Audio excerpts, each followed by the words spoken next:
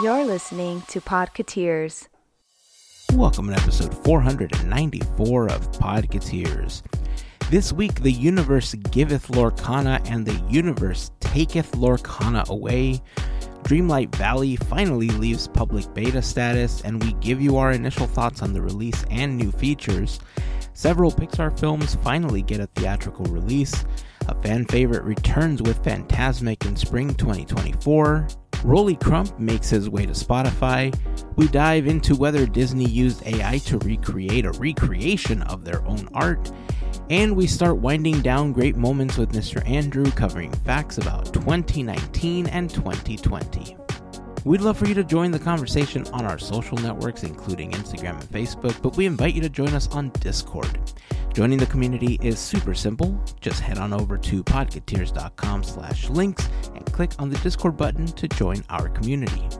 A very special thank you goes out to an awesome group of listeners known as the FGP Squad, our podcast Fairy Godparents, because it's their support via Patreon that help make these episodes of Podketeers possible. As part of the FGP Squad family, you get some additional perks like exclusive discount codes for Podketeers gear, additional content that we've uploaded to Patreon, access to our happy hour calls when we get a chance to do those, random giveaways, a special section of Discord, and more.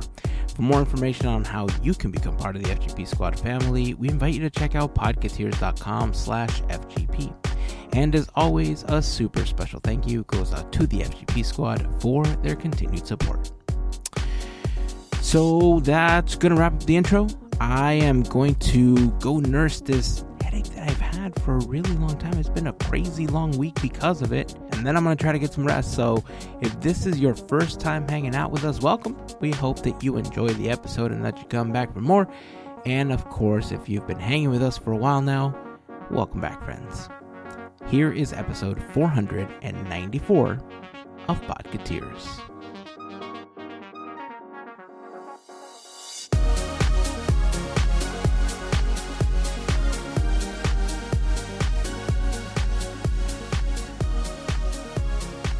Slide to the left. Slide To the right.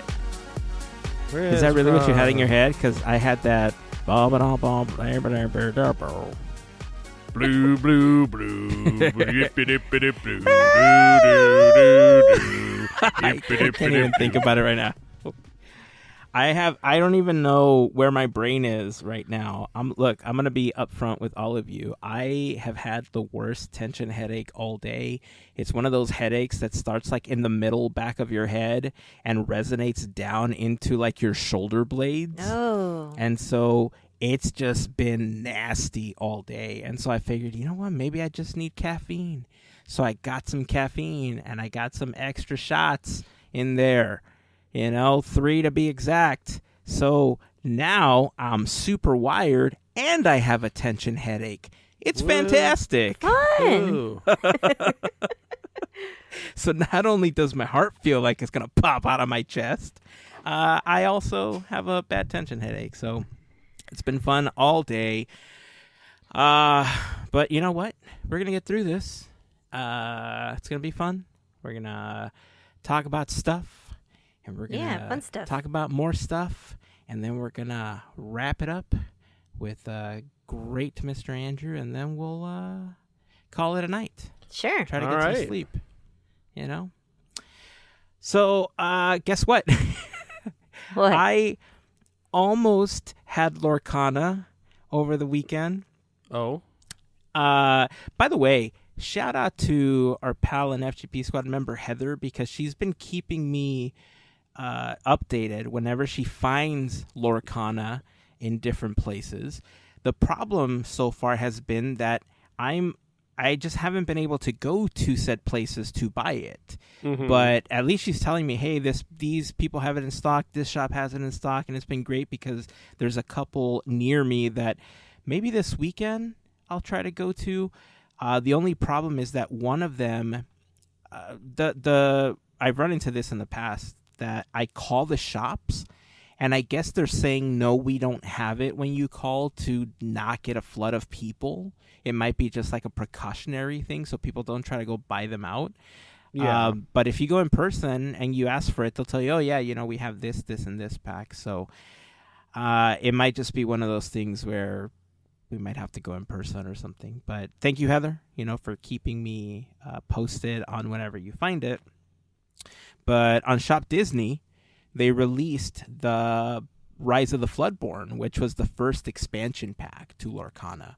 Now, you might remember that I talked about it last week where Ravensburger had tried to do a release on their site just about a week early for people to purchase it, and they were DDoS attacked, and it was like a whole thing. And this was ahead of the December 2nd release that Shop Disney was going to do for the cards. And I completely forgot about it because it was one of those things where I didn't put it on my calendar to remind me or anything, because to me it was like, if I don't have the first one, what do I need the booster pack? What do I need the expansion for if I don't even have the base game, right? The base game is supposed to re-release December 22nd. So the first chapter, shopdisney.com, they've already said December 22nd is when they're releasing the reprint, right? That they said that they were going to do to keep up with the demand. For people that wanted it for Christmas, it's a little late. You're probably going to get it a little after Christmas, even if you were to get like next day shipping or something, because when does Christmas fall this year? It's on a Monday. Yeah. On a Monday? Yep. So yeah, you'll probably get it like on a Tuesday if you order. And on that Friday before, unless you're super close to their facility, then I guess if you do overnight shipping, you might get it Saturday. I don't know. I'm not going to promise anything. I don't run Shop Disney. But I'm considering getting it this last week when they released the Rise of the Floodborn. I saw a post on Instagram that said, hey, this is available on Shop Disney. I thought, completely forgot about this. And I thought, I'm going to go check it out. Let me go see how much it costs and everything, see what's available. And I happened to go on there and it said it was in stock. And I thought, that's weird. I wonder when they posted this. And the post was like 4 or 5 hours, it was posted 4 or 5 hours earlier. So I thought, maybe people are on the same boat I am. They don't want to buy the expansion pack if they don't have the base game, right? So I thought, you know what? If they're releasing the base on the 22nd, I don't mind if I get it late. Let me get this now, and then I'll get the other one on the 22nd, and I'll have like a decent set, right? I'll have the base and I'll have the expansion. So I put the expansion in my cart. I'm looking at the mats that they have. I almost got the Winnie the Pooh one because it looks super cool. He's wearing like a little wizard hat and everything. They had the Beast. Oh, man, the artwork for the Beast like play pad. Oh, it looks so good. Still aiming to get that Steamboat Willie one at one point, but I had them all in the cart. I was in a different room. I didn't have my wallet and stuff, so I was like, I'm going to go get my wallet so I can get my credit card to pay for this. As soon as I got my wallet, whip out my credit card. I'm typing it in. One of the items in your cart is no longer available. Of course. The expansion was sold out. And so the other stuff was there. They had like the little packs available. They still had the Winnie the Pooh mat available, but the game itself, like the actual expansion, wasn't there. And so I thought, all right, well, I think I'm not meant to have this game. I think this is one of those, like, if I try on the 22nd, that's going to be my final attempt. If I get it, cool. But if I don't get it, it's going to be a sign from the universe that I'm just not meant to have this game. It seems to be the case. You know what? I was going to say, you may have a chance. And the only reason I'm saying this is because a lot of people tend to travel around that time. So, knock on wood. Knock on wood. There's your little bit of like 5% hope. I mean, I guess 5% hope is good, right? Like, right. There's a lot of things that I live strictly on hope on these days, but I mean, I feel like I'm losing steam on my interest of the game because it's to the point where there's been so many barriers to entry that's why I'm feeling like maybe I'm just not meant to play this game, or maybe I'm meant to wait until we can all get it and we can sit down and play or something. Like, I don't know. Maybe it's the universe's way of saying, like, listen, go out and buy another game. Buy, I don't know. Maybe Lorcana. maybe I need to buy more Lorcanos cards. That's what I should Maybe. invest in. Help a small shop and Right? buy Lorcanos cards instead. So if there's going to be a Rise of the Bloodthorn or something, whatever, if they end up doing an expansion to Lorcanos, maybe that's what I need to buy. Just support the small shops, right? Right. Anyway, I'll keep you updated. If I end up trying again and whether I get it or not, I'll let you know. But that's where I am. I almost had it. It was right there, and then it was taken away instantly. How dare Shop Disney? Just playing with my emotions. But you know what I did get? What?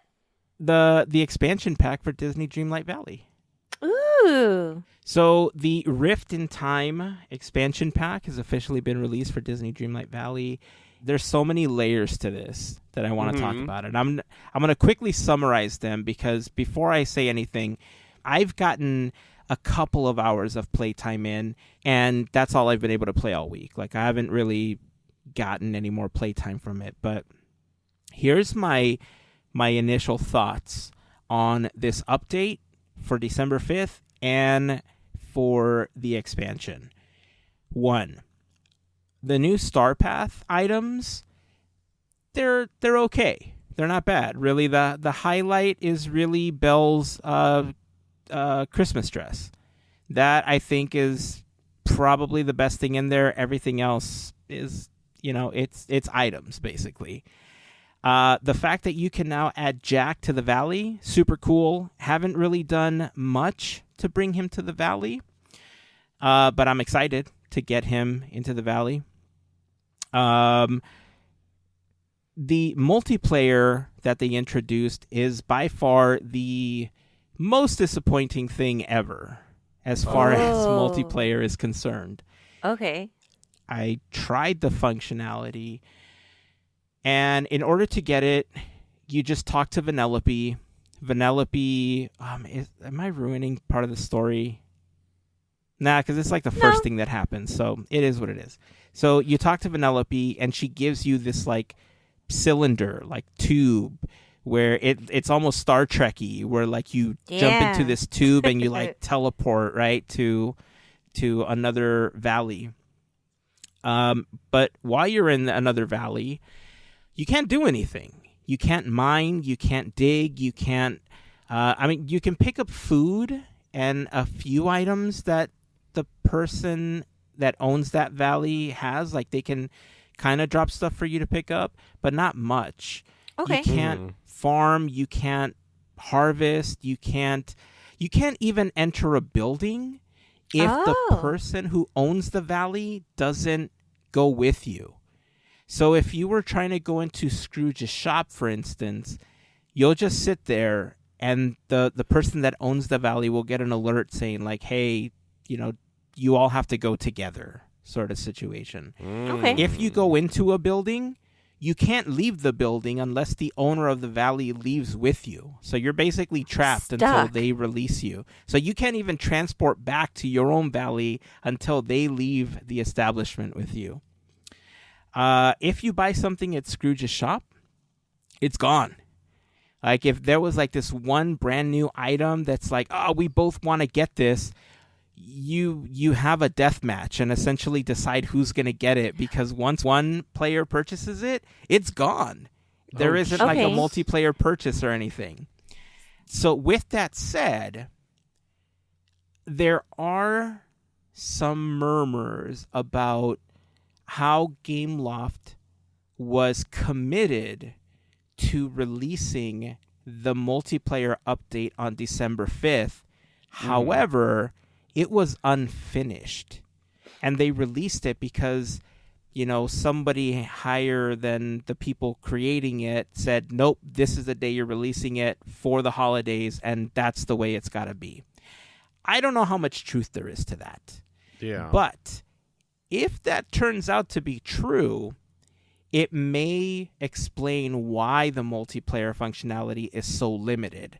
I have a feeling that they ended up turning off a bunch of stuff, like giving you multiplayer so you can go somewhere, but turning off the majority of functionality so that it didn't break the game somehow. Because I think there's some logistics they have to figure out, especially like cross-platform saving and all that stuff. But there is one thing you can get that benefits both players, or however many players happen to be going to visit this valley. They have like a special currency that spawns. It's like a colorful like pixel like coin or something. I forgot what it's called. And they don't spawn very many. There's only like 4, I think, that we found. So I don't know if that's limited to the valley that you're visiting. I don't know if it's a per day limit, or I don't know if it's like a per player. I don't know what it is. But there's a special currency that allows you to craft like 3 items, I think, if I remember correctly.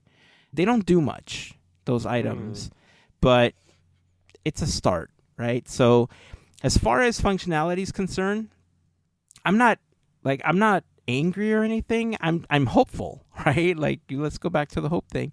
I'm hopeful that what I heard is actually true, that they kind of were committed to releasing, and they said, okay, well, we're going to release it with limited features so it doesn't break anybody's game.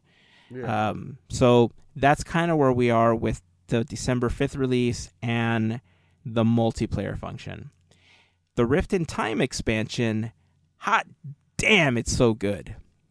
I mean, I was expecting, a couple cool new things. We saw the trailer and the promo art and everything. But man, it's an entirely new valley. It's an entirely new game for $30. Okay. They added additional tasks for you to do in the Dreamlight tasks. So now there's just an entire section for Eternity Isle. When you go there, there's specific things only for that place. There's new animals. There's new critters for you to collect, catch. There's new plants. There's like strawberries and a bunch of other like herbs and stuff that you can collect. You can mine different things and fish like plastic out of the ocean, and you can mine tin and copper and a whole bunch of other stuff that wasn't available before. And the story so far with Jafar, it's kind of fun. Okay. Like immediately within those 2 hours that I had a chance to play, I had like 6 new quests to do with players. Or with the characters in the valley. And then on top of that, I got to play the new board game. I forgot what it's called. It'll come to me, or I'll do a quick search for it. But I played against Mickey, and it's okay. It's easy to pick up on. It's strategy based, where it looks like a checkerboard. There's certain obstacles like fences and bushes and stuff like that. And every character that you collect or play with has like movesets. You know how like in chess, the pawns can only move in a certain direction for like one. Yep. The knight can move in an L shape. The bishop can only move in like diagonally, stuff like that. It's the same thing with the Disney characters. Like Mickey can only move, let's say, up, down, side to side. Goofy can go, in any direction because he's Goofy. He can go anywhere. Donald can only go diagonally. Scrooge can kind of go anywhere, And each player is also limited to an amount of moves. So sometimes they'll be limited to a single move. Scrooge can move up to 3, I believe. And so the whole idea is to collect as many coins in 6 turns, like more than the computer or whoever you end up playing against. I don't know if they'll eventually expand this so that you can play against people visiting your valley or anything. But as far as it is right now, when you play the characters, it's like 6 turns, and whoever collects the most coins wins. And then there's like a little path, like a progress path. And so every time you hit one of the markers on the path, you get a brand new character. Part of the game is not only winning, but there's also tasks related to the game. The more you play, the more coins, the more characters you collect. So there's a whole other thing to collect on the side with it. Yeah, so far that's what I have. I haven't unlocked really any other characters. There's supposed to be a Scrooge store and everything as part of the Rift in Time expansion, but it's the coins that you made in the valley don't help you very much to start off the Rift in Time expansion. You have to collect. Okay. You have to collect and mine and fish and do a whole bunch of things to fix up Chez Remy and Scrooge's shop and Goofy's stall. It's not just a pay 20,000 coins and then boom, it's ready to go. Like, you actually have to work for it now. So there's a lot more to do in the expansion that I was expecting, or than what I was expecting. So far, it's been the best part about this update. I have to admit, I was kind of up in the air whether or not paying $30 for the expansion, if you're really into the game like I am, if it was going to be worth it. And so far, for me personally, it's been worth it. Okay. Very cool. Well, you said you haven't worked with getting Jack. I am really excited for you both because it's probably the most fun I've had. There's really cool things. And for me, it felt like I was a kid. I'm like, this is so cool. Like, I'm not going to say anything else, but I was geeking over it. I can't say any more, but it ties in with, I almost wanted to say something. I'm like, I can't, because I would be giving away key points. And it's like, no. But I'm excited because it's fun. Oh, and the Star Path, I agree. It's kind of lame. I'll say it. Yeah, it's like Belle's dress is really like the nicest thing in there. Like, if I could skip straight to that, I'm like, you know what? Just take my moonstone, just give me that thing, and then forget it. Just call it quits on it. Just tell me I finished it. But their rule of having to complete 6 before you, or is it 3 or 4? I forgot what it is. I know there's a limit, but You have to do 3 in each of the Yeah, three 3 of them. Yeah. I didn't remember what it was because I've gotten into the habit of just trying to get everything because I'm just a completionist that way. But this is the first time that I've seen a Star Path that I just think, like, I can skip the majority of this stuff and just, if I could just get straight to Belle's dress, that's cool. That's all I want. Right. Just put it in the shop. Yeah. At this point, it would have been better, right? To just put it in the shop. But whatever. Oh, and I did have get a whole to bunch say of items. nothing. Oh, you did. Go ahead. Well, but I mean, you will at one point, right? I mean, you've been busy. I haven't turned my Switch on in like a month. Is it crying yet? I don't. Does Dreamlight Valley like do the thing like Tamagotchi or whatever, where everybody starts to die or whatever? I don't know, but that would be so sad. We have. I wouldn't want that. Have you ever used Duolingo before? No, my wife does. So with Duolingo, you have all the like free lessons, and you have to build into like the free credits or whatever. But if you don't play in like a day or two, I'm at 3 and I got an alert on my phone with the little owl named Duo, and it's crying. It's like, it's been 3 days. When are you coming back? I'm like, don't cry at me, owl. Don't cry at me. Making me feel all bad because I'm not sitting there learning another language. Listen, I'm busy. It's like, I got a tension headache. Shut up. Well, for any of you that were, up in the air about getting Disney Dreamlight Valley this holiday season, for what the game is, it's fun, whether you get the expansion or not. If you like cozy games, it's I don't know what else to say. I know I've been preaching to many of you that like the game for a very long time, but again, I really enjoy the game, so here we are. Anyway, let's talk about some other stuff that's happening. Okay. Because let's talk some movies and TV shows and all that stuff. Andrew, do you want to talk about what's happening in theaters? This summer. I think this spring, coming to a theater near you, Disney re-releases the classics from the pandemic era. The I told you to leave my tortilla. Where was I? coming to a theater near you.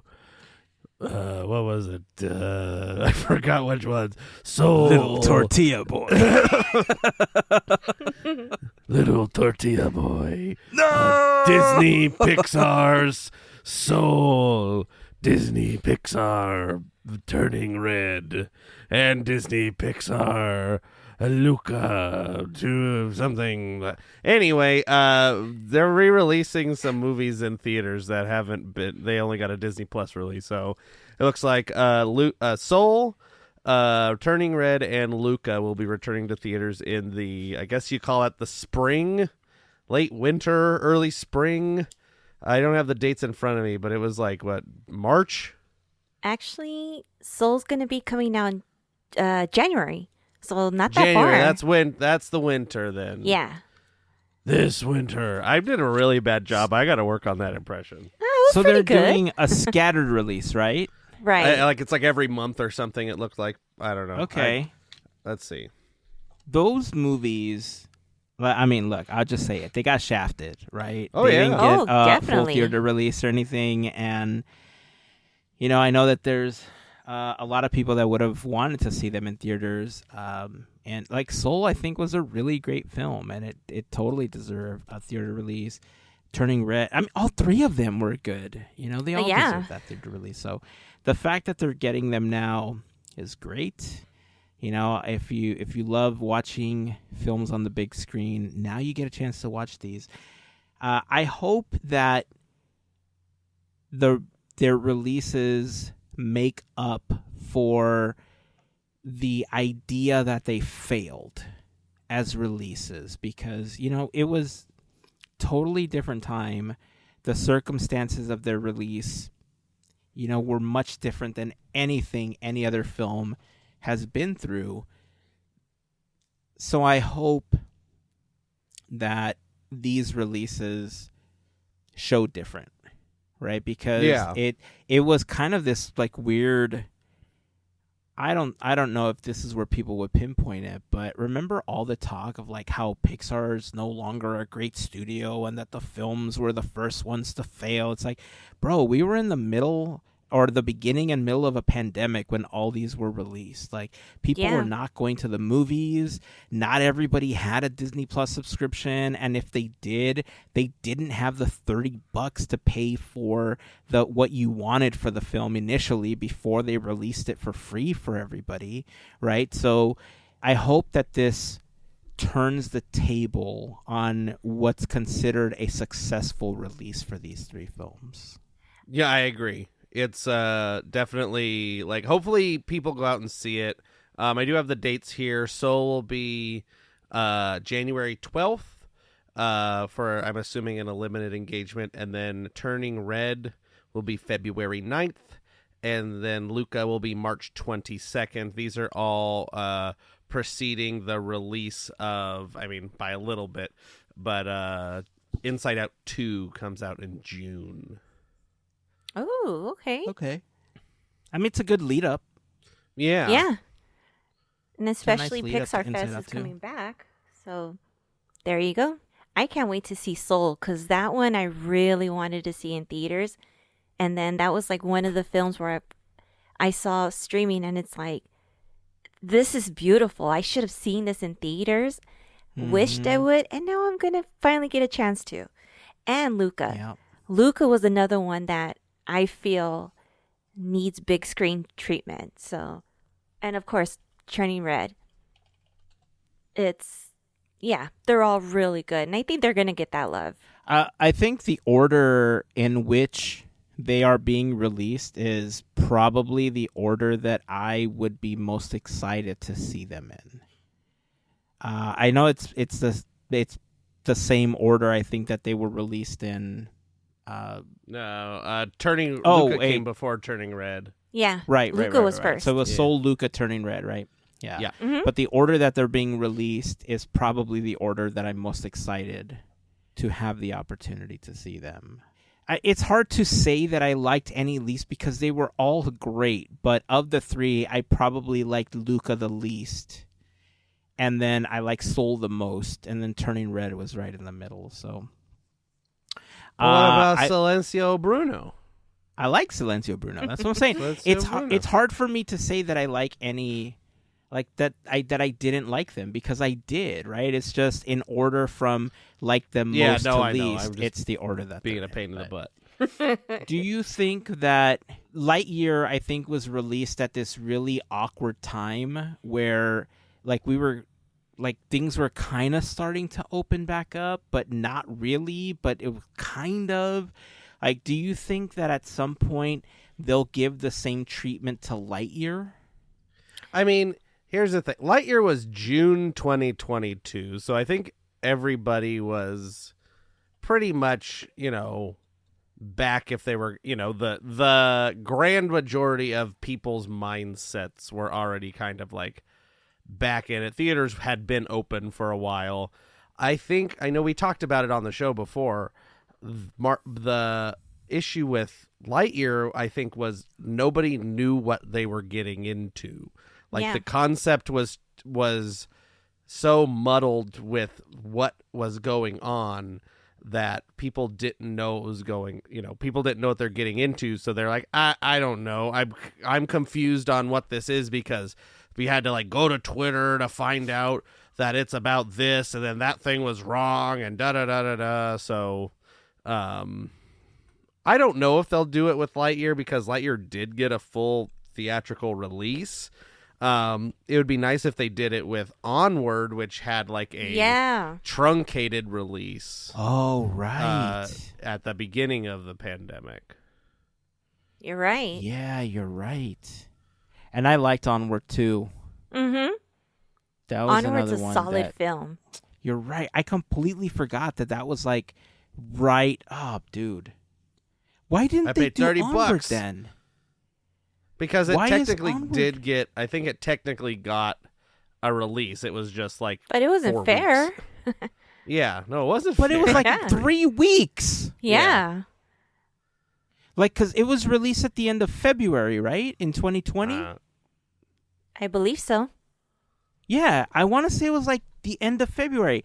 And March 6th. There you go. March 6th, yeah. Yeah, but it went. Yeah. So like less than 2 weeks. Yeah, that's what I'm saying. See, it did not get a theatrical. Let's just agree on this, okay? All right. Of course. Whether it's 2 weeks, it did not get a theatrical release. Let's just say that. I don't know. I think they need to give Onward a fighting chance, and they need to bring it back. If Dan Scanlon needs us to start a petition or something to get this film that he directed out into the world in theaters again, let us know, Dan. We'll do it for you. Yeah, Dan, come on the show. Know what? We'll do it. We'll talk about it. Yeah. Let's see. Oh, let's keep up with content a little bit before we shift away. The Kardashians are apparently invading Disney Plus. They are? I don't like it. Oh, my God. They're coming to Disney Plus. Oh, no, What? it's Becky. It's Becky and the Pumpkin Spice. That's Pumpkin Spice Disney Plus. Wait, Becky, Halloween is over. Are you still doing Pumpkin Spice? Isn't it like peppermint lattes or something now? Nah, Pumpkin Spice is... It's not... It's not just a thing. It's a lifestyle. So you live by the pumpkin spice and you die by the pumpkin spice. Well, damn. Is that what made you an influencer? I started my influencing back before even Instagram was a thing. Like, I was writing on geo pages before anybody else did it. And so I really actually started the pumpkin spice craze, if you really want to think about it. Like, I told everybody about pumpkin. It used to be called pumpkin pie spice, but then I changed it to pumpkin spice. And I said, this is better. Because who cares about pie? If pie makes you fat, but pumpkins don't. So it's pumpkin spice. It's like a salad, right? Yeah, salad. And you know that French fries is a salad. Yeah, no, that tracks. I'm so glad that you told everyone. Told them all. I'm so glad you told them all because now, I mean, we owe it all to you, I guess. Pumpkin spice, It's right? pumpkin spice. You don't want a pumpkin pie spice. This is bad. You get pumpkin spice. That's great. Wow. Well, Becky, everyone. I don't know why thanks Doofenshmirtz is here now. It turned into this, and I don't know why Doofenshmirtz likes pumpkin spice too. Parry the pumpkin spice. I don't know. Oh. Okay, I'm back now. Okay. Wow, But that's- I'm gonna leave now because I think that I hear my DoorDash Got to go do the guy influencing thing, right? here. Well, I had to record the picking up the DoorDash for my 2 million subscriber people on X. Right on. Well, take your picture, kick your leg up in the air, do the peace sign, stick your tongue out. Got it all covered. Yeah, and I invented the duck face too, just so you know. Oh. That was not even like Kim Kardashian or whatever. That was Becky.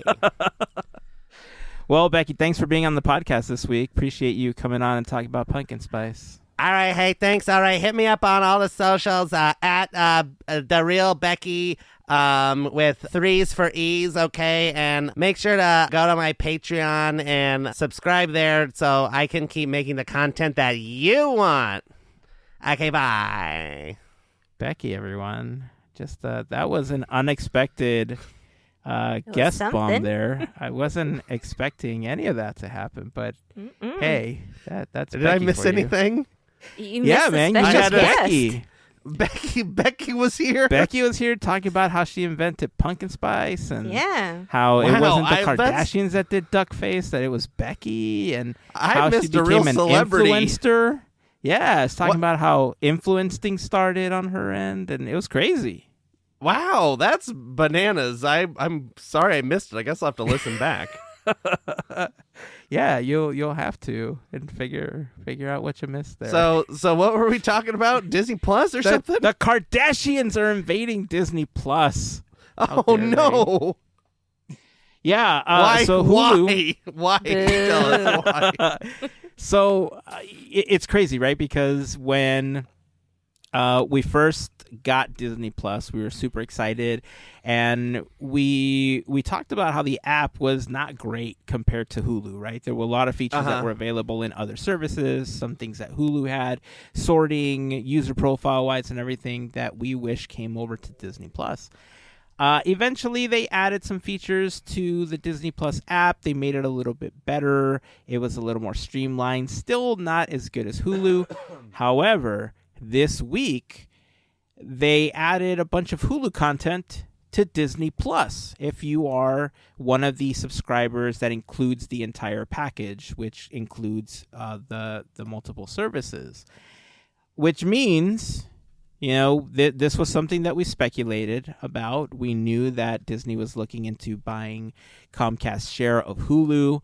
We had talked about the potential of them merging the apps and taking the best, or maybe just moving Disney content to the Hulu app, which we thought was the superior app. Instead, they went the other way.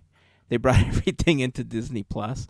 And we kind of had an idea that this was possibly coming when they released Deadpool on Disney Plus, right? It was them potentially testing the waters of the more adult content, and they were probably testing to see how many people wanted to watch that content. This move, it feels more of a strategic move to try to get the number of the Hulu subscribers counted as Disney Plus subscribers. Essentially, to be able to tell the board of directors and all of the investors, hey, we hit our mark. We got this many subscribers to Disney Plus by 2024, 2025, 2026, like we had projected. Right, so this feels more like a strategic move to try to hit those numbers.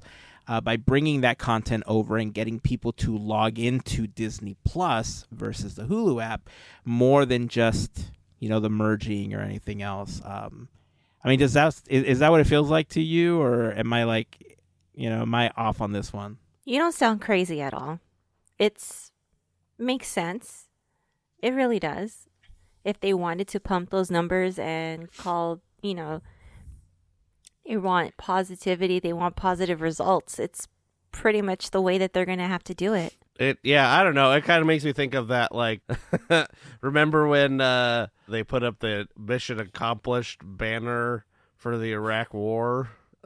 Hey, we did it. Mission accomplished. We got the subscribers. Good job, us. We all saw this coming. They've announced it. They did all this stuff. So it's to be expected, and it seems to be in a beta download right now or something. They're not forcing you to download an update for the app, and with that comes, I guess, some more parental restrictions per your user accounts. So if you which don't is want your good, kids, by the way. Yeah, I do appreciate that. Yeah, if you don't want your kids getting on the Hulu side of it, I think you can just kind of X that off completely from those child accounts. It seems to be an interesting move. Hopefully, I think it's going to be slow, but hopefully with this integration, what would have been nice is if they would have done it both ways, where then all the Disney Plus stuff is available on Hulu, and then you could just use the Hulu app as well, because it, just have it go both ways. Strategically, I understand why they're only making it go one way, right? Because to them, they need to make sure that they can call Disney Plus successful, right? Yeah. And in order to do that, they have to bring the revenue in from all of these additional accounts, which is kind of already there if you think about it. It's more, like I said, it's more of the visualization of watching the subscriber count go up on the Disney Plus app, because it's not like they're making any more money. These subscribers already have a joint plan for either Disney Plus and Hulu, or Disney Plus, Hulu, and ESPN. Right, so it's not like they're making any more money. I think this is strictly for the visual of the amount of logins to the Disney Plus app. Yeah. Yep. But, I mean, if they do end up integrating it, if there's a way to, you know what, Disney, if you can give us an option, 3 little dots you can click on or something that say never show me the Kardashians again, that would be fantastic. Not interested. That way, yes. Yeah, right? It allows you to filter what you like, what you don't like. You can teach the app what it can recommend to you. If you don't like those reality shows, you just tell it, don't show me this garbage anymore. And, you move on with your life. That's the way to use AI. AI, I don't want to see any reality TV, please. Remove the Kardashians from Disney Plus. That's what AI should be used for. Just scrub it. Right? All right. Well, so let's switch over to another content platform, because this last week, Andrew sent us a text message, which made my heart happy. It was a picture of a Rolly Crump audiobook available on Spotify. Now, for those that are familiar, or if you're not familiar, if this is your first time hearing about it, there is a book called It's Kind of a Cute Story. It was just Rolly sitting down with Jeff Heimbuch, telling him, all these stories about working at Disney, working at Knott's Berry Farm, and, just his life in general. And so he chronicled, Rolly in It's Kind of a Cute Story. And after the book was written, Jeff took more time, or had more time available with Rolly, and recorded multiple sessions with him. And so one of those sessions is now available on Spotify. The expansion sessions to It's Kind of a Cute Story were called More Cute Stories. And if I remember correctly, I don't know if this is all going to be released or when it'll be released or, what the plan is for this. But if I remember correctly, I think 6 volumes were recorded as expansions. They were all more cute stories, with the last volume specifically talking about berry tales at Knott's Berry Farm. But if you haven't had an opportunity to read, it's kind of a cute story. It's a great book. It's a fantastic look into Rolly's life. Recently, I don't remember what the date was, but I think I saw Jeff post that the price is going to go up because the publisher, they're doing another print run, but the publisher was raising the price. So if that's the case, you may want to get it now if you're able to, before the price ends up going up. But it's a great book. Even if you can't get the physical copy, get the digital one. You can get it on Kindle and stuff, and it's a great read. And if you don't have the book, you can kind of listen to more cute stories and get an idea of what the book is about. It's just fun. If you love Disney history and you love all the weird stuff that Rolly has provided us, during his career with Disney or Knott's Berry Farm, this is definitely a listen. It's definitely a book that you'll want to read at some point as well. Yeah, so I looked it up, and it looks like they have more Cute Stories Volume 1 and 2 up on Spotify currently. Oh, cool. So the first one is 18 tracks. It's called Disneyland History. And the tracks are Intro, The Beginning, Ken Anderson, Weenies, Main Street, Sponsorships, Opening Day, Subs, Secrets, and Monorails, Town Square, Park Benches, Bill Evans, Maintenance, Something for Everyone, Bob Gurr, Movie Money, Welch's and Kodak, Troublemakers, and Outro. And then the volume 2 is titled Animators and Imagineers. So we have Harriet Burns, Blaine Gibson, Wathel Rogers, Bill Kyle, Hank Tanis, Art Stevens, Walt Paraguay, Dale Barnhart, Bob Smith, Eric Larson.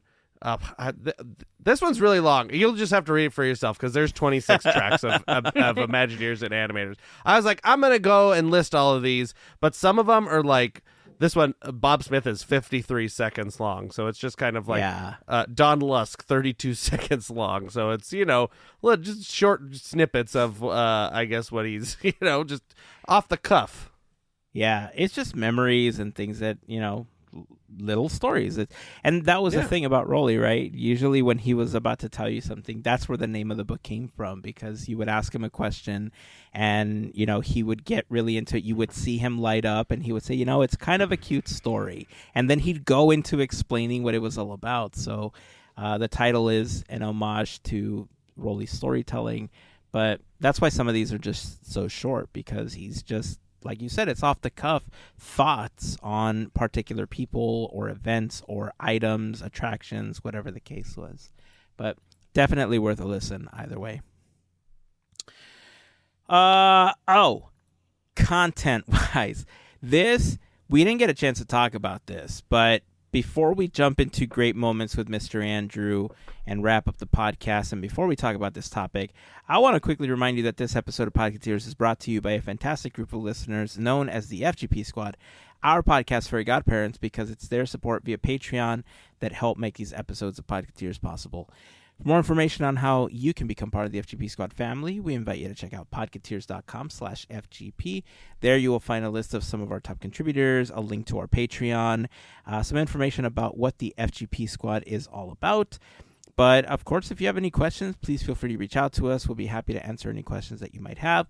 But being a part of the FGP Squad family just gets you some additional perks, like access to a special section of Discord, access to discount codes whenever we release new Podketeers gear, access to our happy hour calls whenever we get a chance to do those, additional content that we've uploaded to Patreon, random giveaways, and more.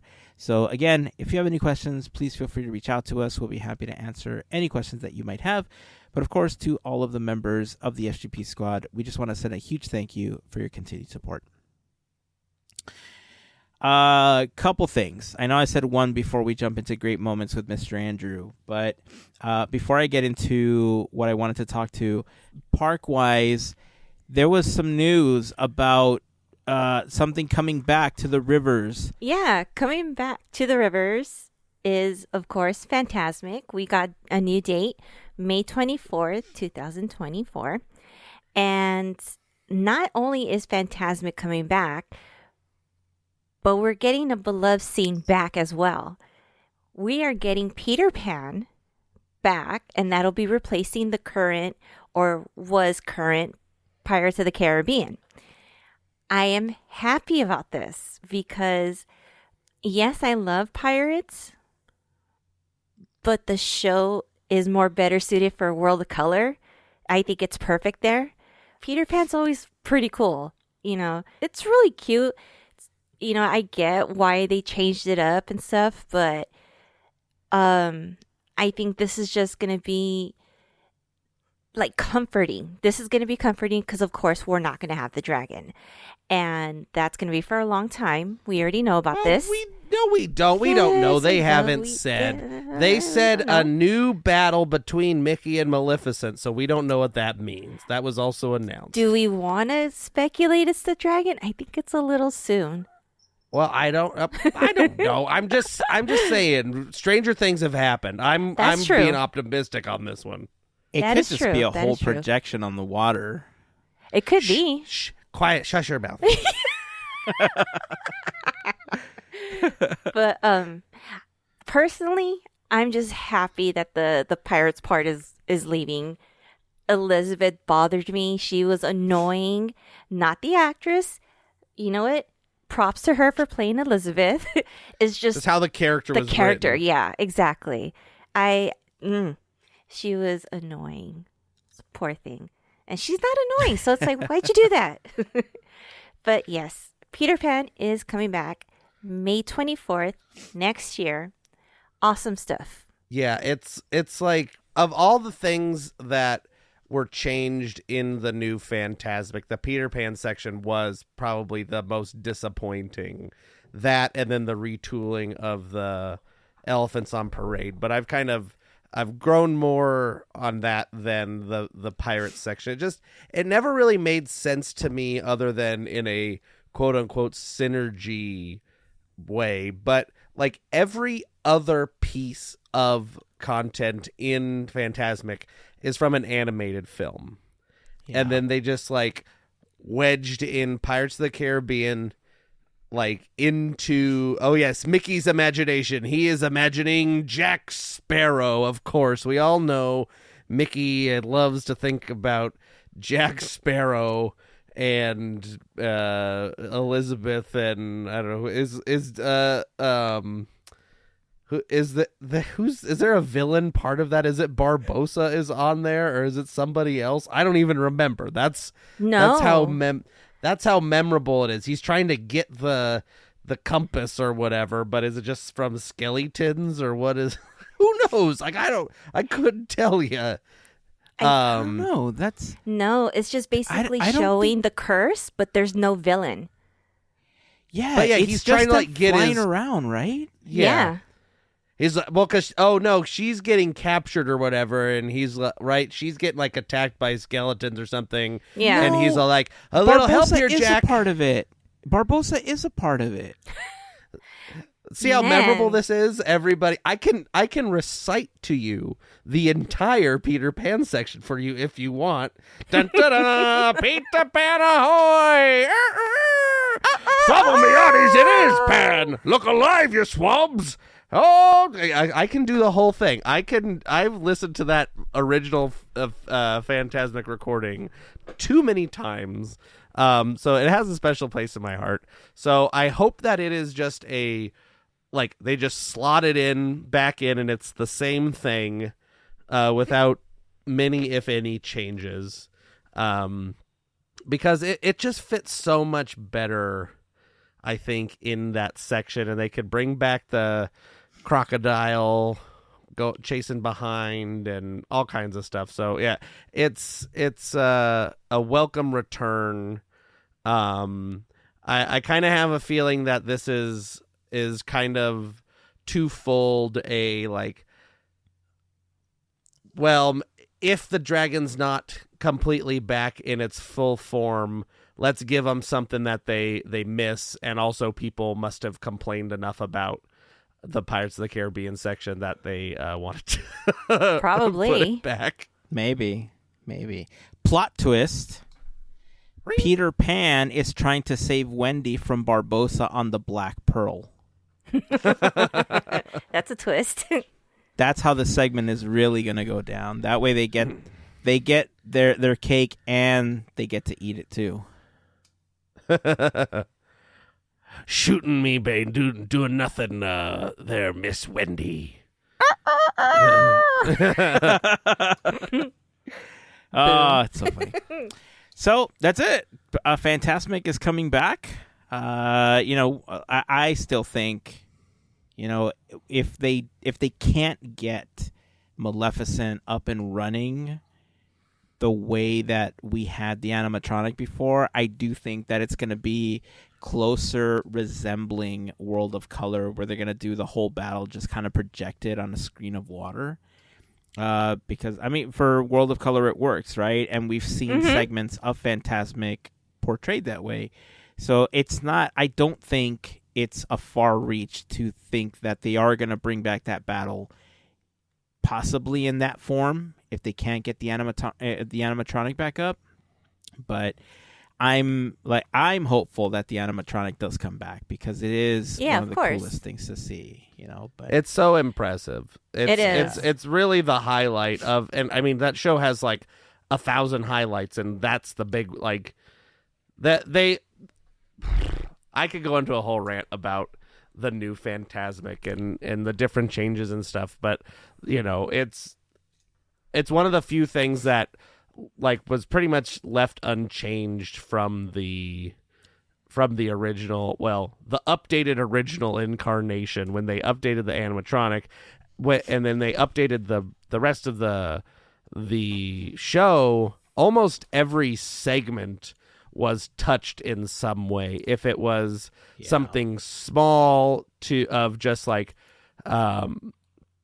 cutting a couple lines and some animation or whatever, and then all the way to just replacing entire sections. Everything was touched a little bit. There wasn't anything that was in its original form in the show. So having that, except for that dragon section, pretty much, other than a little bit of Mickey's dialogue.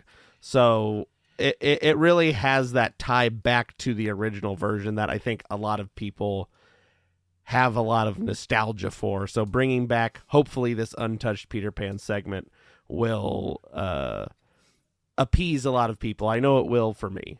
Yeah. I'll tell you what, I think it would be a fun episode for us to talk about the history of Fantasmic and then run down both versions of the show. And we can talk about, the original segment lineup and then the changes that came with V2. And then, speculate what's going to come in the third one. And maybe Armchair Imagineer what we would also like to see a part of it if you don't want to see the Black Pearl back in Fantasmic. But what do you say? You guys want to do a Fantasmic-centered episode? I think it'd be fun. Yeah. I've been obsessed with Fantasmic. I said it weird. Fantasmic. It's Fantasmic. It is Fantasmic. Fantasmic. Everybody's Fantasmic. No, I've been obsessed with Fantasmic since the first time I saw it. So I would be more than happy to talk about Fantasmic for a extended period of time. Sweet. Well, let's slate that in. We'll make it a full episode. We'll talk about the segments and everything. So I guess that's coming sometime soon. Sometime. Before May 2024. At some point, yeah. All right, before we jump into Great Moments with Mr. Andrew, I just want to bring up this crazy thing that was posted by the Disney company, because I don't know if you've ever seen it before, but Norman Rockwell, really famous artist, has a painting where there is a family sitting around the Thanksgiving table. It's a really famous painting, and I want to say 30 years ago now. I don't remember, but Disney recreated that painting, and it was Mickey and Minnie, Goofy, Dopey, Brer Bear, Alice, Snow White, Roger Rabbit was in there, I believe. Roger Rabbit. Yes. Donald. I feel think like you I'm got missing most of them. couple. Did you say Dopey? Yes, he did. Yeah. Yeah. So I think you got everybody. Good job. Mickey, Okay, Minnie, so- Peter Pan, Snow White, Donald, Peter Roger Rabbit, Pinocchio, Alice, Brer Bear, Goofy, Pinocchio. and Yeah, that's the other. Dopey. There you go. Okay, so Disney recreated this painting. It was iconic. A lot of people own prints of this, and it's been known for a really long time. They decided to recreate it this year, and they posted it on social media. It was a 3D-ish version of this same painting. It looked super uncanny valley, to say the least, but it was Mickey and Minnie, Goofy Max, Chip, Dale, Clarice, Pluto, Donald, Daisy, and Clarabelle, right? Yes. In the new one? Okay. So this painting, recreation, digital art, whatever you want to call it, sparked up a lot of controversy in the Disney community because it looked super weird. It gave kids nightmares. It looked odd because there was a lot of speculation that Disney used AI to recreate this in these 3D forms of the characters. Now, a lot of people might say, well, the tools that are out there won't allow you to use Disney characters. You can't recreate them.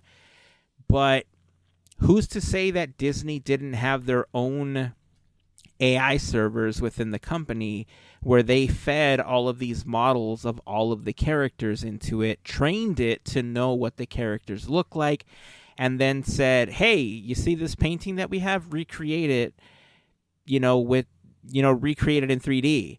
And then the AI created it, and then they said, instead of Peter Pan, replace Peter Pan with Pluto. Instead of Snow White, replace Snow White with Daisy. And so on, to replace it with the new characters. Because the new characters look like there's not a lot of depth to the new recreation of it. It looks very flat in certain places. There's some oddities to it where there's like these forks and, so we all talked about this. We didn't get a chance to talk about it on the last episode, but we talked about this off podcast. And Andrew brought up some good points about some of the tools. There's like this fork that looks super weird. Andrew, do you want to talk about the points you made about the knife and fork or whatever the heck that thing was?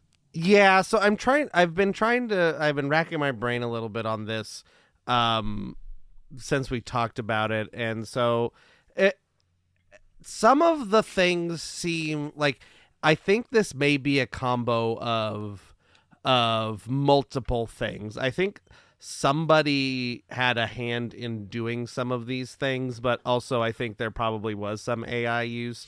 So there's like, if you look in this photo, if you look up it's called the artwork originally by Norman Rockwell is called Freedom from Want. And so these are also titled Freedom from Want. If you look up Freedom from Want Disney 2023, it should come up. And like at the head of the table, Minnie's holding a pie and Mickey's behind. And then there's like this weird looking utensil thing. If you zoom in, it kind of looks like a pointy, bendy, wide-handled, knifey, forky, spoony thing. And so I was doing some digging, and I looked at the original Disney one, and then the original Norman Rockwell one. And so in the Norman Rockwell one, it is obviously a carving fork and carving knife sitting next to each other.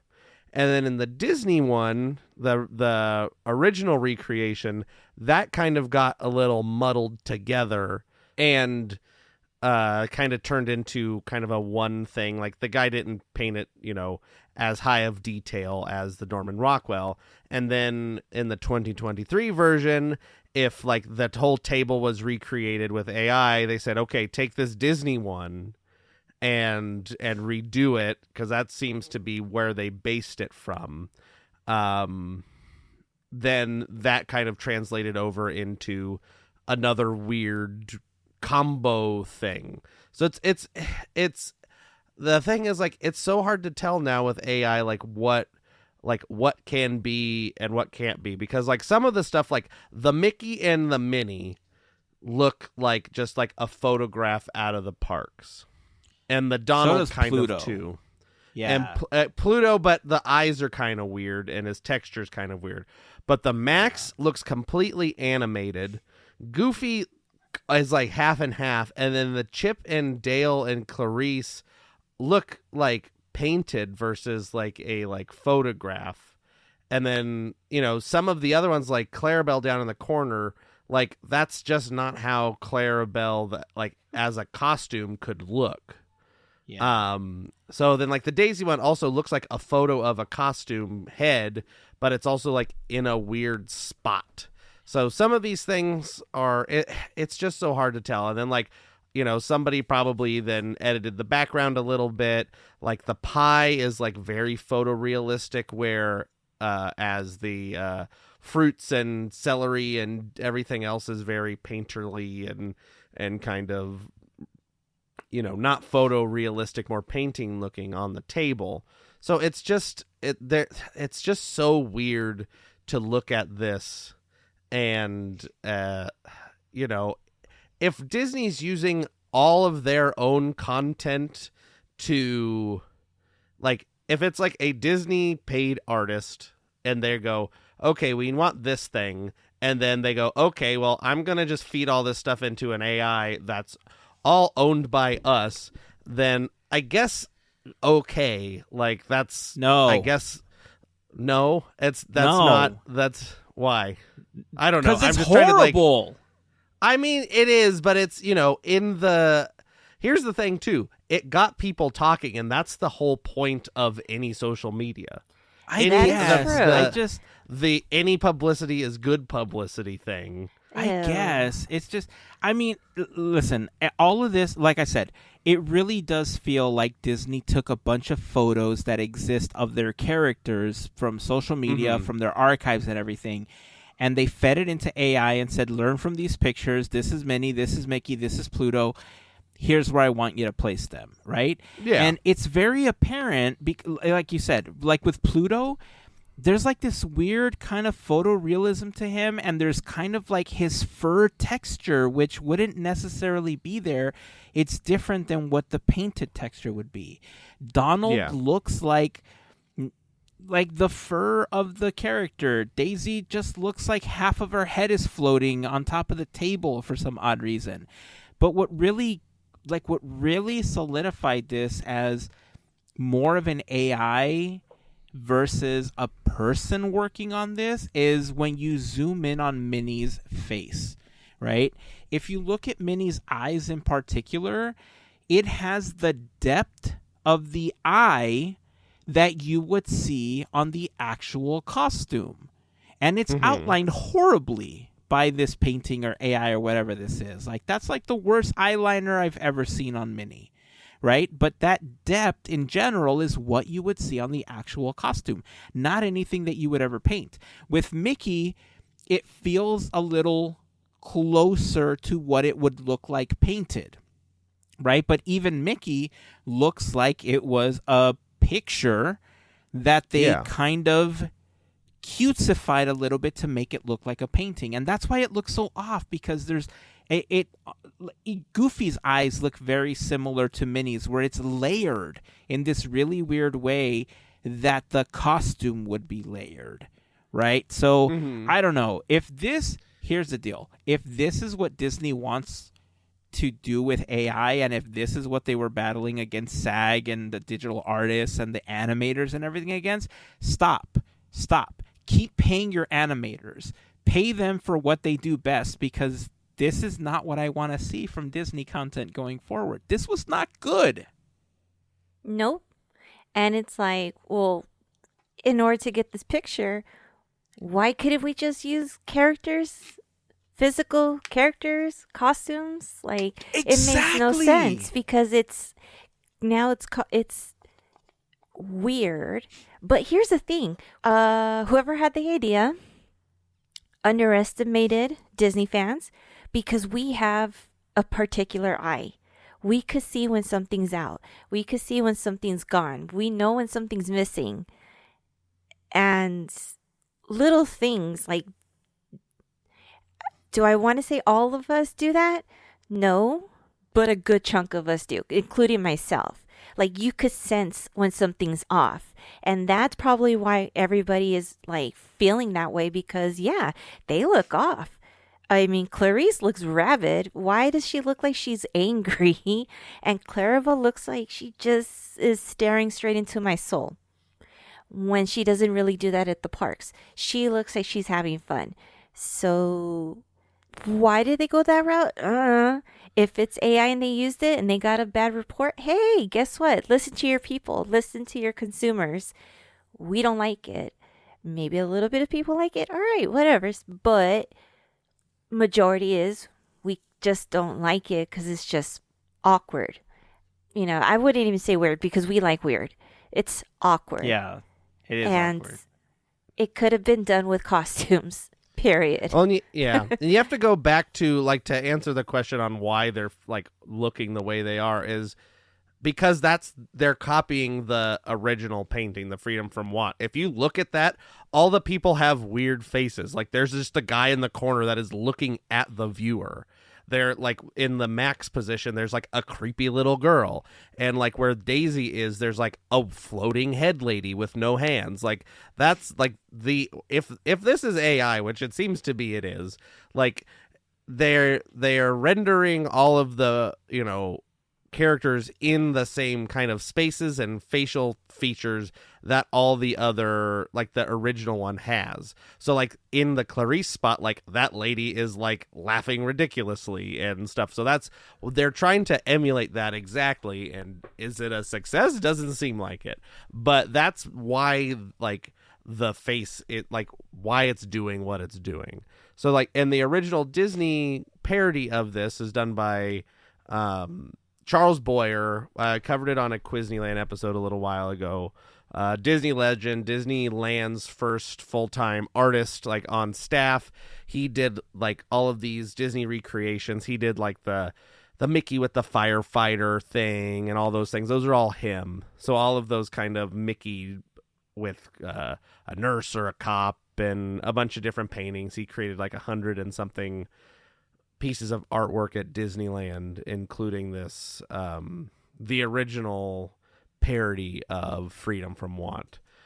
So yeah, I 100% like agree with everybody. Like they should have either just like got all the people in a costume and just kind of put them around a table and then call it a day, because it was a picture for social media. Like that's the whole, it's not like they're selling prints of this. It's not like they're putting this on a t-shirt. It was just to like say Happy Thanksgiving and put it on Instagram. And they probably paid, you know, some digital artist on staff, like they had to pay their salary and all this stuff to feed all the information into the AI. Like that person had to be paid to do all that. And then they had to then keep telling the AI, okay, do this, change this, all that work when you could have just got a bunch of people in a costume and took a picture and put it online. Like it probably would have been net the same money-wise if you would have done it. I'm trying to like in my head play out the circumstances, like knowing how corporations, you know, having worked for profit before, just in my head I'm thinking like somebody must have said, hey artist, I need you to create a new version of this. And they said, "Oh, we'll get all the characters, like you said, you know, get all the characters, get them in costume, and we'll do it like for real, so that it's got this realism to it." And they said, "Nah, just use the AI. We're fine. It'll look exactly the same," which is funny to me because I'm pretty sure that the social team has been specifically instructed to not use AI to create anything. And we don't know, like, where this image came from. Did the social team create it? Did somebody else like create it and give it to the thing? Did somebody just do it for fun? Somebody, you know, on their free time was like, I wonder if I could make a new one of these, and then they sent it to a person, be like, hey, that looks pretty good. We should put that on the park's Instagram thing. Like, it could have been, who knows, like, how this image ended up in our laps. Like, it could have just been like a fun experiment. Somebody was playing around with AI and came up with this, and then they said, hey, you did that on work time, so we're gonna use it, or whatever. Like, we don't know the backstory of how this was created. And, you know, it was, you know, for the parks. So I like to think that, you know, the parks, like if, depending on how you kind of think of the parks, they're their own, like, separate little bubble. I mean, like, big picture wise, they're part of the, you know, Walt Disney Company and blah, blah, blah, blah, blah. And the big decisions are made by big head honchos. But, like, from what I can tell, like, social media, like, Bob Iger's not, like, saying, like, hey, you better post a Thanksgiving picture on Instagram or whatever. Like, I'm not saying anybody's saying that, but it's just like, who knows how this thing came up, and is it kind of creepy? Yeah. Is it kind of in poor taste? Probably. But I don't know. It's just kind of funky, I guess. I don't know where I'm going with this. I should just stop talking. All right, look, I'm going to take all three of these paintings, okay? I'm going to create one that has the original, the original Rockwell painting, the first Disney version, and then this one, all side by side. I'm going to post them on Discord. And I would love to hear your thoughts on this, because I don't feel like we're off, right? Like, if this is where the artistic direction of Disney is going, this is the type of stuff that makes people start to say things like, is Disney over as a company? Is Disney losing it artistically? Is the blah, blah. You know, that's why we get those stories, because they're feeding the machine with this type of stuff. So when you said it right now, I feel like, I hate to say it, I feel like that's what happened, Andrew, that now it totally 100% feels that somebody was learning to use AI. They did this on their free time, and somebody was like, you know what? It looks great, kid. Print it. You know, it was one of those, like, just post it. Take it. Yeah, post it. It looks great. So I'm as far as how this ended up being a thing, I love that story, because it makes so much sense with how the world works these days. Right. But anyway, I'm going to post this on Discord. I want to hear your opinions on what you think of this latest version. Would you buy stuff, T-shirts and posters and everything, if this was the direction Disney went on? You know, I'm not saying that it is. This could have been a one-off, and I'm sure that with the opinions people are posting about this, you know, they'll think twice about releasing something like this. But how do you feel about it? I'd love to know. Leave your comments. You can either leave them on the post for this episode or join the community over on Discord. Again, we'd love to hear your thoughts. If you're not yet a member of the community there, it's really easy to join us. Head over to podketeers.com/links. There you will find a link to our latest episode, a link to the Quizneyland playlist.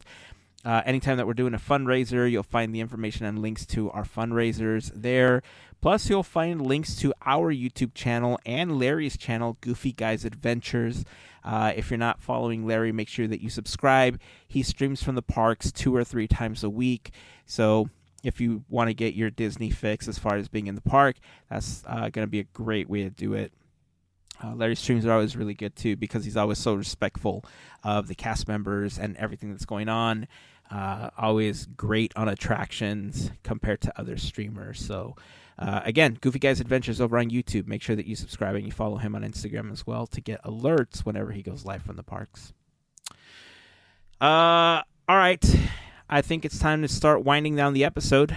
A great way to do that is the way that we've been doing it for the past year-ish, you know, celebrating almost the 100 years of wonder of the Disney company coming to an end very soon.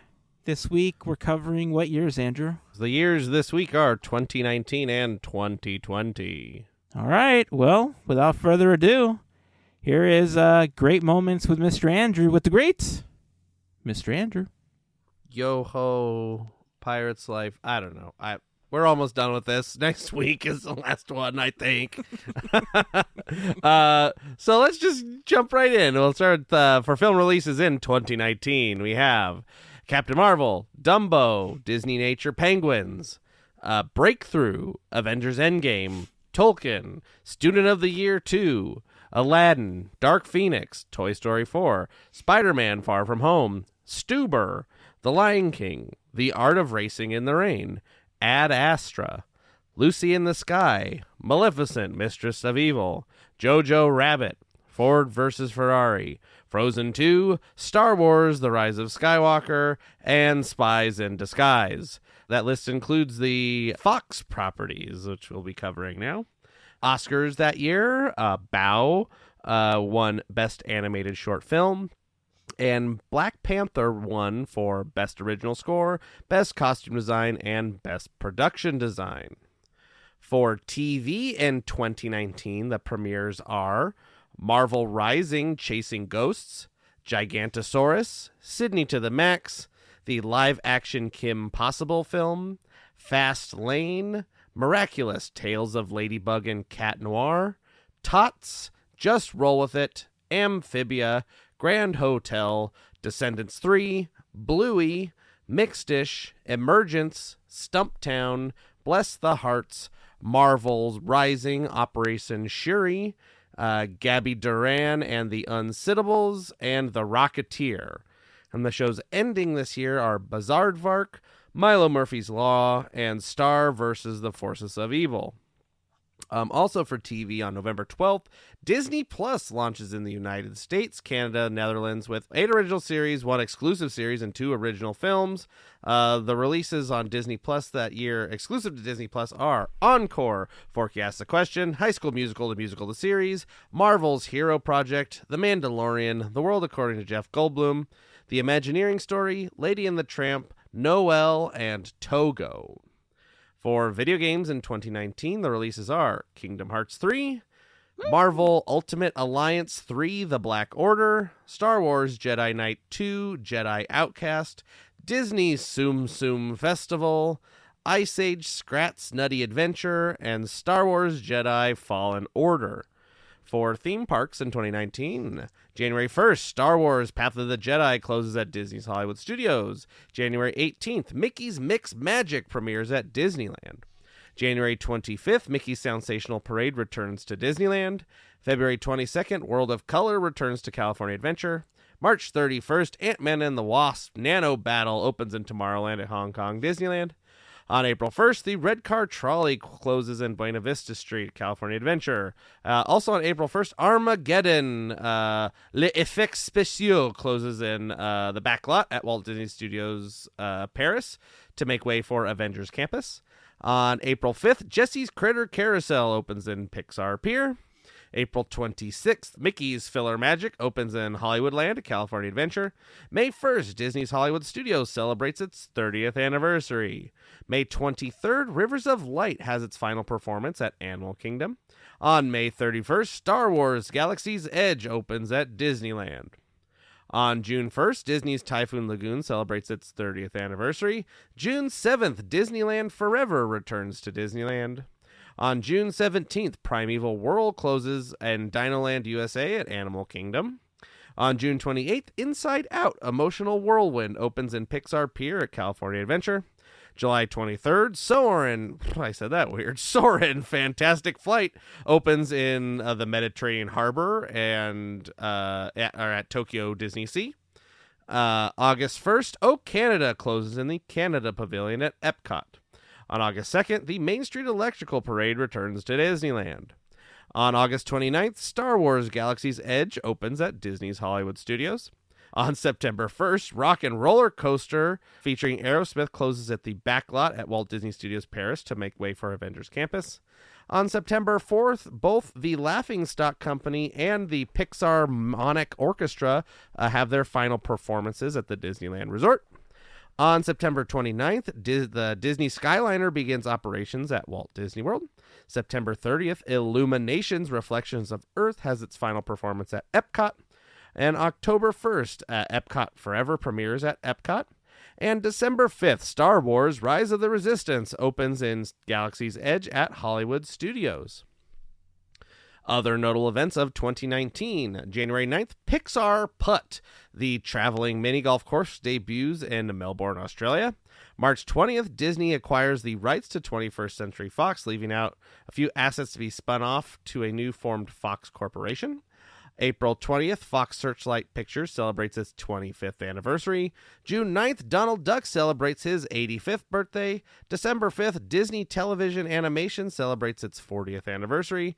August 23rd, the D23 Expo is held until August 25th, which is begun with the time of the 10th anniversary celebration of the D23 Expo.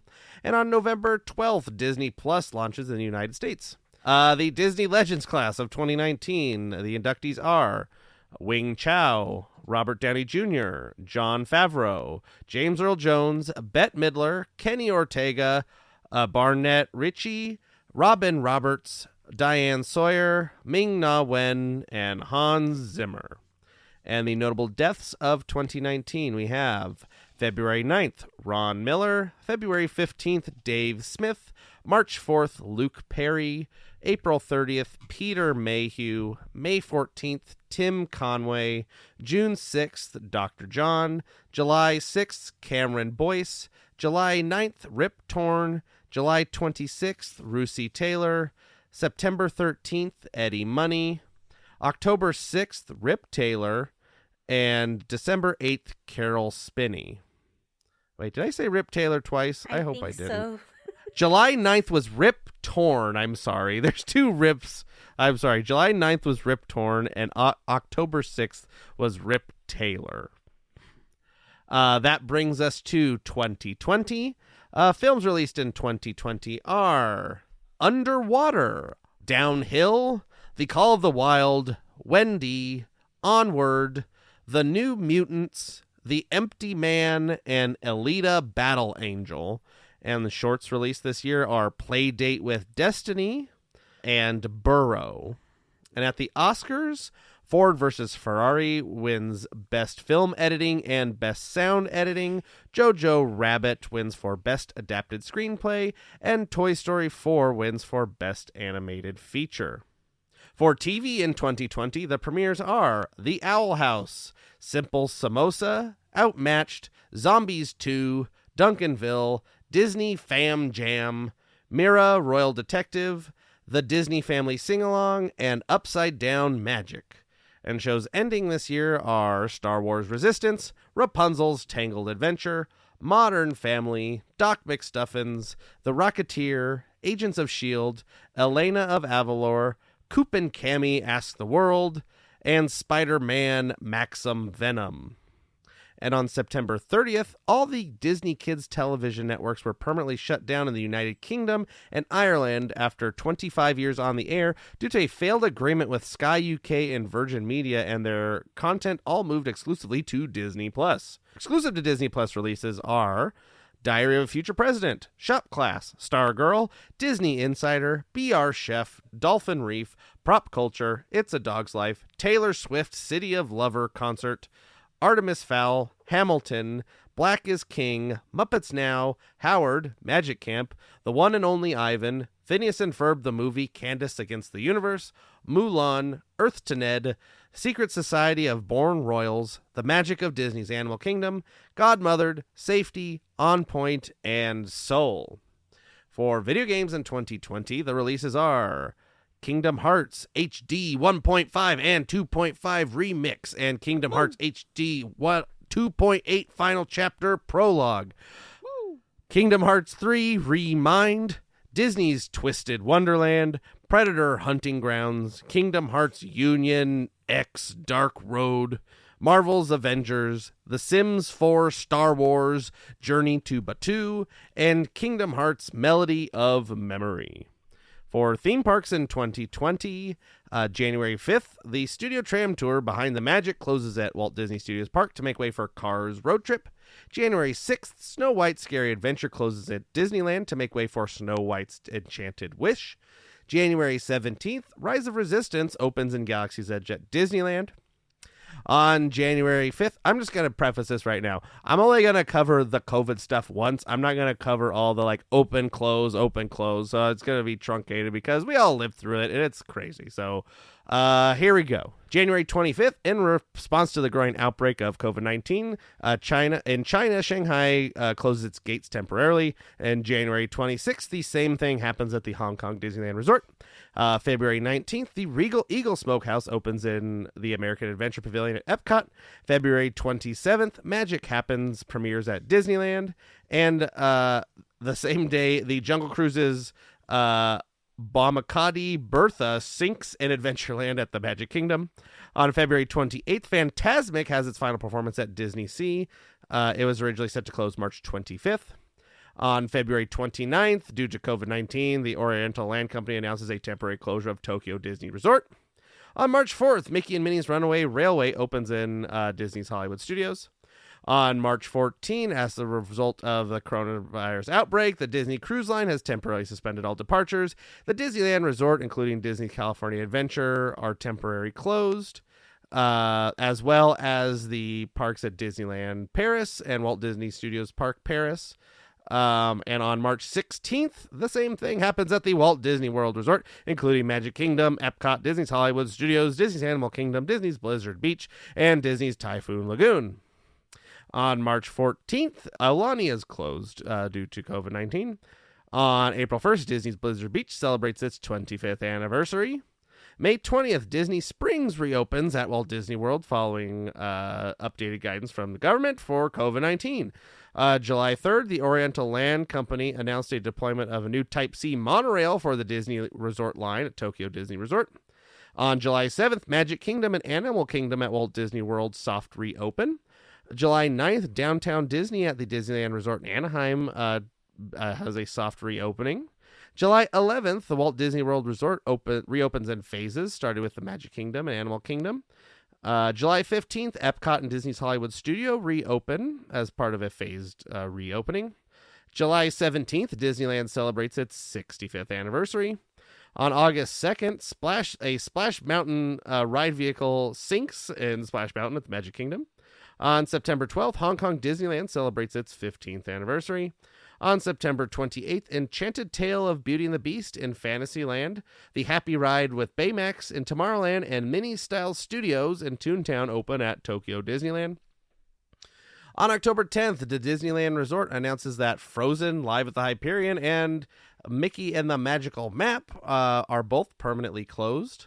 November 1st, Aulani reopens.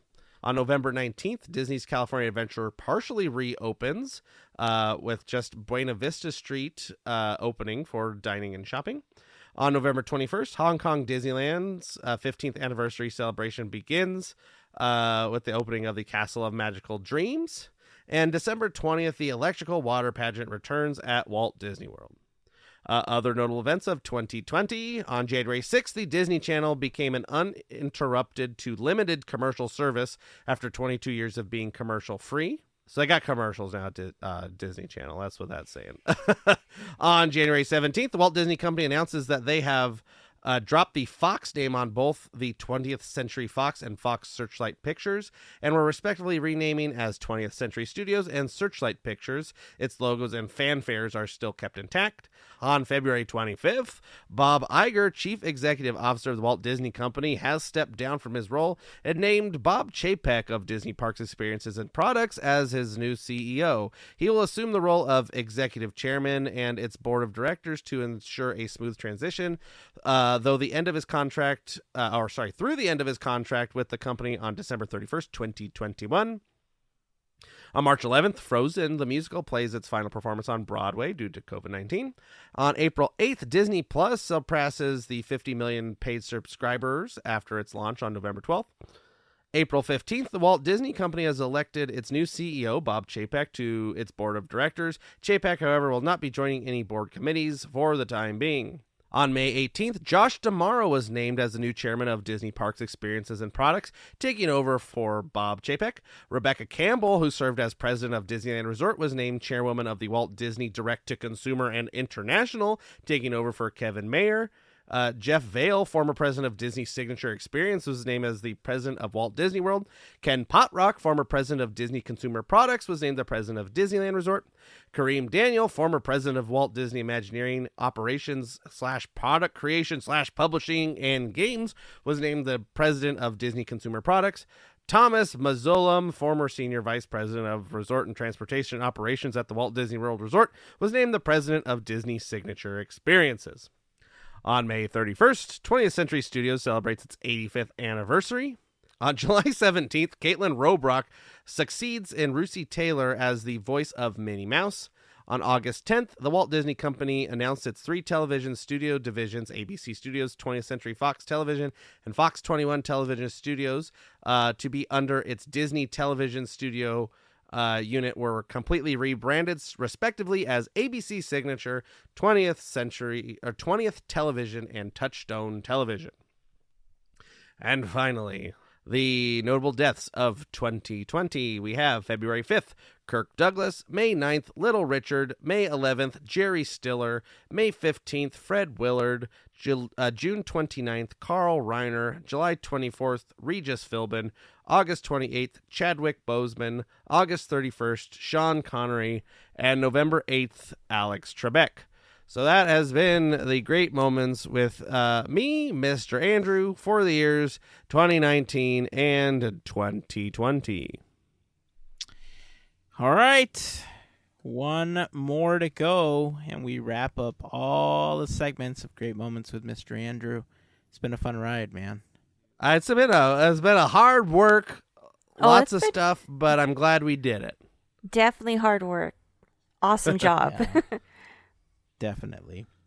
All right, that's it. That's going to wrap it up for this week. Remember to check out Discord and let us know what you think of the creation. I'm not going to specifically say it's AI because we really don't know that it is that. So I'm just going to say the creation. Tell us what you think over on Discord. So until next time, keep dreaming, keep moving forward, and always remember to pass on the magic. Have a fantastic week, everyone. Bye. See ya.